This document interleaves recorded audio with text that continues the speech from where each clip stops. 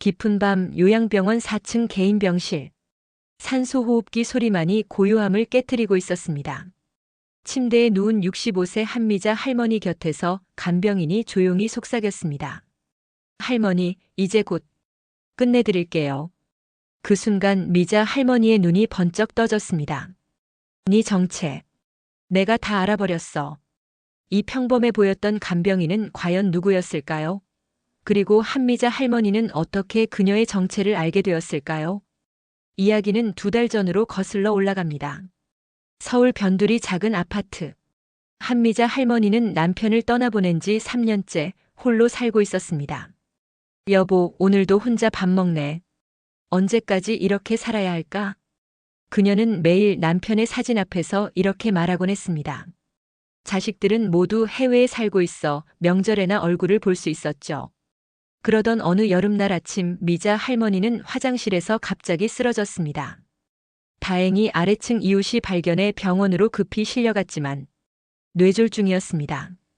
다행히 생명에는 지장이 없지만 당분간 요양이 필요하겠습니다. 의사의 말에 미자 할머니는 막막했습니다. 혼자서는 일상생활이 어려워진 상황. 자식들은 바로 들어올 수 없다고 했고, 할머니 걱정 마세요. 저희 요양병원에서 좋은 간병인을 소개해 드릴게요.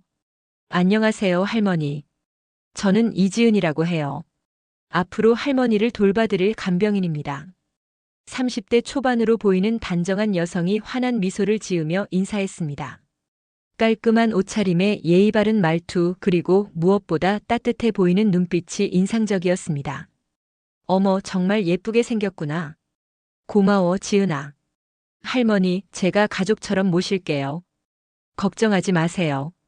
지은은 정말 천사 같았습니다. 새벽에도 할머니가 깨시면 바로 달려와 물을 드리고 몸을 뒤척이기 어려워하시면 자세를 바꿔드리고 심심해하시면 옛날 이야기를 들려드리기도 했습니다. 지은아, 너 정말 어떻게 이렇게 착하니? 내 딸보다 더 잘해주는구나. 할머니가 제 친할머니 같아서요. 정말 사랑스러우세요. 다른 환자들도 부러워했습니다. 옆 병실 할머니 정말 복받았어. 저런 간병인 만나기 쉽지 않은데. 요즘 간병인들 대충대충 하는데 저 젊은 친구는 정말 정성스럽더라고. 그런데 이상한 일들이 하나둘씩 생기기 시작했습니다. 어느 날 미자 할머니는 지은이 자신의 가방을 뒤지는 모습을 목격했습니다. 잠든 척하며 살짝 눈을 뜨니 지은이 조심스럽게 통장을 꺼내 살펴보고 있었습니다. 뭘 하는 거지? 혹시? 하지만 지은은 곧 통장을 다시 넣고 아무 일 없었다는 듯 미소를 지었습니다. 할머니, 잠시 깨셨어요?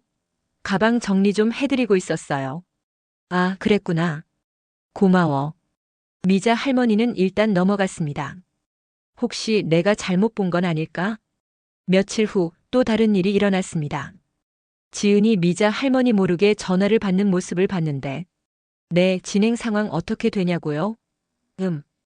아직 시간이 좀 더 필요할 것 같아요. 이 할머니가 생각보다 까다로워서. 지은의 목소리가 평소와 달랐습니다. 차갑고 계산적이고 무언가를 숨기고 있는 것 같았어요. 미자 할머니의 가슴이 두근거리기 시작했습니다. 지은아, 너 가족은 어디 계시니? 어느 날 미자 할머니가 자연스럽게 물어봤습니다. 저는 가족이 없어요. 어릴 때 고아원에서 자랐거든요. 그래서 할머니가 더 소중해요. 눈물까지 글썽이며 대답하는 지은을 보며 미자 할머니는 미안한 마음이 들었습니다. 어머, 미안해. 괜한 소리 했네. 아니에요, 할머니. 오히려 제가 이렇게 좋은 분을 만나서 행복해요. 하지만 그날 밤 미자 할머니는 지은이 전화하는 소리를 다시 들었습니다. 엄마, 나야. 응, 일 잘 되고 있어. 이번 달 안으로 끝낼 수 있을 것 같아. 분명 가족이 없다고 했는데. 미자 할머니는 혼란스러웠습니다. 지은이 거짓말을 하고 있는 게 분명했어요. 며칠 후 미자 할머니는 결정적인 장면을 목격하게 됩니다. 지은이 잠깐 자리를 비운 사이 침대 옆 테이블에 핸드폰을 두고 갔는데 마침 문자가 왔습니다. 지은아, 한미자 할머니 통장 비밀번호 알아냈어? 빨리 좀 해, 오빠. 미자 할머니는 온몸에 소름이 돋았습니다. 내 통장 비밀번호? 왜 그걸 알려고 하지? 그때 지은이 들어왔습니다. 할머니, 뭐 하세요? 아무것도. 그냥 좀 답답해서. 지은은 핸드폰을 확인하더니 얼굴이 잠깐 굳어졌습니다.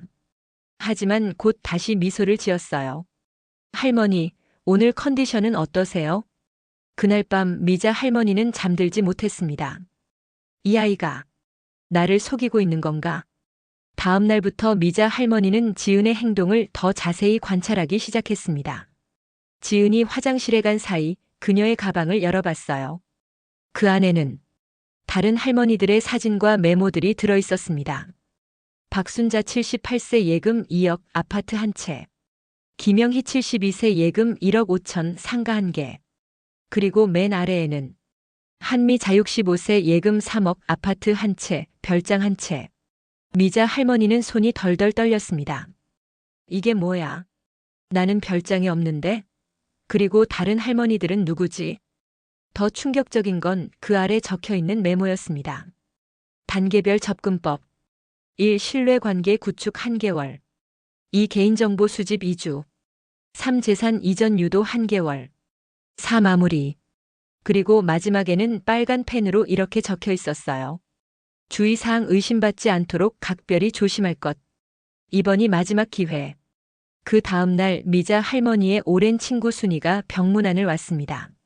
미자야, 간병인이 참 예쁘고 착하네. 응, 정말 잘해줘. 내 딸보다 더 잘해주는 것 같아. 하지만 순이는 뭔가 이상하다는 표정을 지었어요. 그런데 미자야, 저 간병인 어디서 본 것 같은데? 어디서? 기억이 안 나는데. 분명 어디서 봤어. 좋지 않은 곳에서 본 것 같아. 순이가 돌아간 후 미자 할머니는 더욱 불안해졌습니다. 그날 저녁 지은이 다시 전화를 받는 소리가 들렸어요. 네, 거의 다 됐어요. 이 할머니 정말 돈이 많더라고요. 생각보다 대박이에요. 다음 주까지는 모든 걸 정리할 수 있을 거예요. 미자 할머니는 이불을 머리까지 뒤집어 쓰고 울었습니다. 내가 완전히 속고 있었구나. 다음 날 아침 순이가 다시 병원을 찾아왔습니다. 얼굴에는 심각한 표정이 가득했어요. 미자야, 큰일이야. 어젯밤에 생각났어. 뭐가? 그 간병인 말이야. 우리 동네 김할머니 집에서 봤어. 작년에. 미자 할머니의 심장이 쿵쾅거리기 시작했습니다. 김할머니? 혼자 사시던 그분? 맞아. 그런데 그 할머니. 간병인이 와서 돌봐주더니 갑자기 요양원으로 보내졌어. 그 후로 집이랑 재산이 다 없어졌다고 했잖아. 순이의 목소리가 떨렸습니다. 그때 그 간병인이 바로 지은이야. 이름만 달랐지 얼굴은 똑같아. 미자 할머니는 온몸에 힘이 빠졌습니다. 그럼 나도. 미자야, 당장 경찰에 신고해야 해. 하지만 미자 할머니는 고개를 저었어요. 아직 확실하지 않아. 그리고 증거도 없고. 그날 오후 지은이 평소보다 일찍 왔습니다. 얼굴에는 어딘지 초조한 기색이 역력했어요. 할머니, 오늘 컨디션이 별로 안 좋아 보이시네요. 그냥 좀 피곤해서. 지은은 미자 할머니 곁에 앉더니 갑자기 진지한 표정을 지었습니다. 할머니, 사실 제가 말씀드리고 싶은 게 있어요. 뭔데? 할머니 자식분들이 해외에 계시잖아요. 연락도 잘 안 되고. 만약 할머니께 무슨 일이 생기면 어떻게 하시려고요? 갑작스러운 질문에 미자 할머니는 당황했습니다. 갑자기 왜 그런 소리를? 아니에요. 진심으로 걱정되어서요. 차라리 저한테 모든 걸 맡겨주시는 게 어떨까요? 제가 평생 할머니를 모실게요. 지은의 목소리에는 평소의 따뜻함이 사라지고 어딘지 강압적인 느낌이 들었어요. 지은아, 너 갑자기 왜 이래? 할머니를 위해서예요. 정말로. 그때 지은의 핸드폰이 울렸습니다. 전화를 받는 지은의 목소리가 확 달라졌어요. 네. 아직이요? 이 할머니가 생각보다 고집이 세네요. 좀 더 압박을 가해야겠어요. 그날 밤 미자 할머니는 결심을 굳혔습니다. 이대로 당할 수는 없어. 사실 미자 할머니에게는 숨겨진 과거가 있었습니다. 젊은 시절 은행에서 30년간 일하며 각종 금융사기 사건들을 많이 봐왔던 경험이 있었거든요. 여보, 당신이 항상 그랬잖아. 위기가 오면 머리를 써야 한다고. 미자 할머니는 남편의 사진을 바라보며 중얼거렸습니다. 다음 날 아침 그녀는 지은이 잠깐 자리를 비운 사이 간호사실로 전화를 걸었어요. 혹시 우리 간병인 이지은 씨 경력서 좀 볼 수 있을까요? 죄송하지만 환자분께서는 제가 은행에서 30년 일했어요. 뭔가 수상한 게 있다고요. 미자 할머니의 단호한 목소리에 간호사는 잠시 고민하더니 말했습니다. 사실 저희도 좀 이상하다고 생각했어요.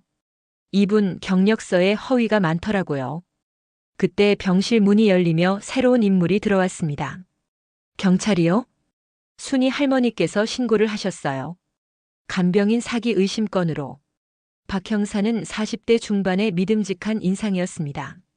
사실 저희도 이미 이지은이라는 인물을 추적하고 있었습니다. 본명은 이수진 34세. 전국적으로 노인 대상 사기를 일삼는 조직의 일원이에요. 미자 할머니는 충격을 받았습니다. 그럼 정말로? 네. 지금까지 피해자가 12명이에요. 총 피해액만 15억이 넘습니다.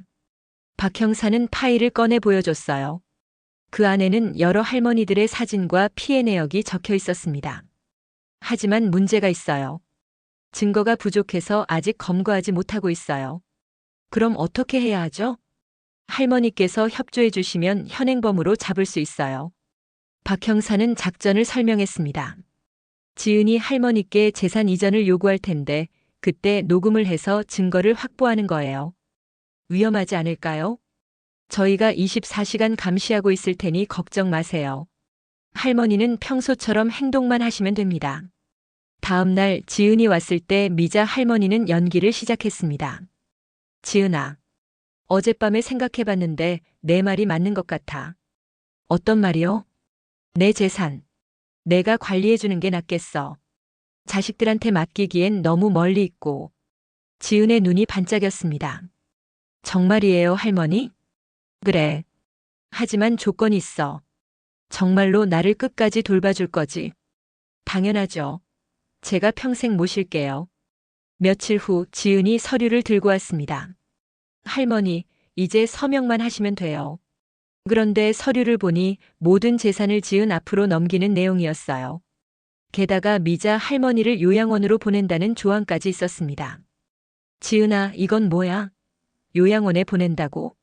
아, 그거요? 할머니가 더 좋은 곳에서 전문적인 치료를 받으시라고요. 미자 할머니는 몸이 떨렸지만 녹음기를 생각하며 참았습니다. 너, 정말 나쁜 아이구나. 바로 그때 병실 문이 벌컥 열렸습니다. 이수진 사기 및 절도 혐의로 긴급 체포한다. 박 형사와 경찰들이 들어왔어요. 지은은 완전히 당황했습니다. 뭐야? 어떻게? 미자 할머니가 녹음기를 꺼내 보였습니다. 내가 한 말 다 녹음됐어. 할머니, 언제부터 알고 계셨어요? 처음부터는 아니었어. 하지만 내가 내 가방을 뒤지는 걸 봤을 때부터 의심했지. 지은은 무릎이 꺾였습니다. 그럼, 그동안 저를 속인 거예요? 그래. 이번엔 내가 먼저 덫을 놓았다. 미자 할머니의 눈에는 승리의 기쁨이 아니라 안타까움이 가득했어요. 지은아, 너 같은 똑똑한 아이가 왜 이런 길을 선택했니? 6개월 후 법정에서 지은은 징역 5년을 선고받았습니다. 그녀의 조직원들도 모두 검거되어 다른 피해자들도 재산을 되찾을 수 있었어요. 미자 할머니는 퇴원 후 지역 노인복지관에서 간병인 사기 예방 강의를 열고 있었습니다. 여러분, 아무리 친절해 보여도 돈 문제를 들고 나오면 반드시 의심하세요. 강의실을 가득 메운 어르신들이 고개를 끄덕였어요. 그리고 기억하세요. 진짜 가족, 진짜 돌봄은 서두르지 않아요. 기다려주고 이해해주고 진심으로 걱정해주는 거예요. 여보, 우리가 옳은 일을 한 거 맞죠? 남편의 사진을 바라보며 속삭인 미자 할머니. 그녀의 얼굴에는 평온한 미소가 떠올랐습니다. 진짜 승리는 나쁜 사람을 벌주는 게 아니라 그 사람이 진짜로 변화하는 걸 보는 거라는 걸 미자 할머니는 알고 있었거든요.